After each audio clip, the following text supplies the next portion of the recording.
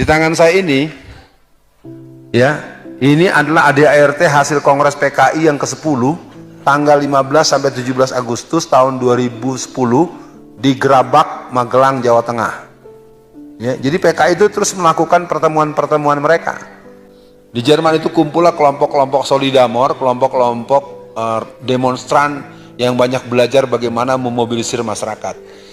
Jadi diaspora PKI itu ada yang di Perancis, di sana ada Karmel Budiarjo, ada Ibra Ruli Haidit, ada Suar Suroso, MH Lukman, dan mereka lah yang membiayai seluruh caleg-caleg yang maju lewat PDIP, dan mereka adalah anak dan cucu-cucu PKI yang jumlah mereka sekarang 200 lebih. Pemilu 2024 mereka pasang target sekitar 350 orang. Nah, kalau kita tidak pernah memenangkan teman-teman dari P3, PKS, PBB, Partai Umat, yang mungkin kompromi kita Partai PAN maupun Partai PKB. Ya, walaupun saya tidak berani menyebut kedua itu karena saya tidak mempelajari kesungguhan mereka untuk menegakkan Islam. Selain Oneng, ada yang namanya Dita Indahsari.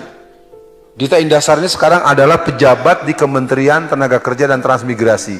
Sudah hampir 20 tahun masih menjabat. Dia pendiri Partai Papernas, pelanjut dari PRD, dan dia pernah membuat buku harian tanggal 16 April 1996 yang mengatakan, well, partai telah berdiri.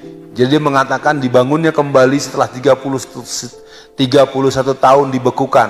Jadi dia adalah termasuk pendiri PRD bersama Budiman Sujatmiko.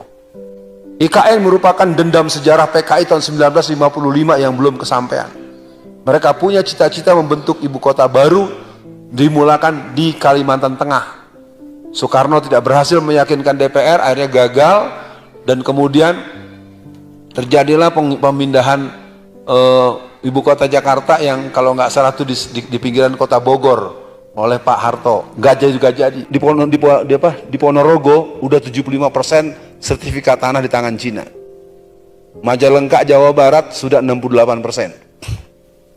Banten dari ujung Pamulang Tangerang Selatan sampai Tangerang Utara sudah 84%. Jakarta sudah lebih dari 80%. Indonesia per 2017 72% sertifikat tanah sudah di tangan Cina. Kita tuh udah nggak ada, Pak. Pertemuan tanggal 27, 28, 29 kemarin di Cina, Jokowi mengatakan kepada Xi Jinping, tolong buatkan detail program, tolong bangunkan. Coba kita punya negara, ibu kota negara kita minta tolong dibangunkan, dibangunin, dibuat bangunannya oleh presiden negara lain. Artinya udah selesai. Bukan saya memfitnah, otak pakai otak. Punya otak nggak lo? Ini persoalan, makanya kan sampai bilang begitu Rocky Gerung kan? Bilang apa? Tolol ya? Iya, Rocky Gerung aja bilang tolol, apalagi saya, goblok kali ya. Ini infiltrasi sosialis internasional dan kebangunan PKI di berbagai partai. Muncul sekarang PSI. PSI itu dia sebenarnya boneka cantik, ya. Karena background di belakangnya itu para taipan 9 naga. Seminar-seminar tentang politik, mendatangkan profesor apapun selalu membahas partai Islam akan kalah. Kenapa para profesor-profesor doktor ahli politik selalu menyebut-nyebut kita akan kalah kalau ikut politik? Karena mereka dibayar untuk bikin makalah itu. Paham?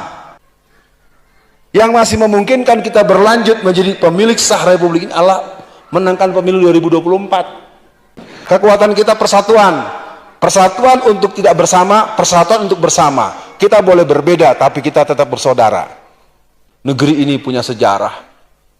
Cina-Cina jangan sembarangan mengambil negeri kami. Kami pernah belajar perang gerilya dari Jenderal Sudirman.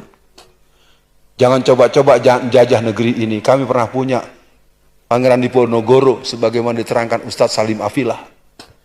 Jadi negeri ini tidak akan pernah lepas ke tangan para penjajah selama kita tidak pernah ragu dengan pertolongan Allah.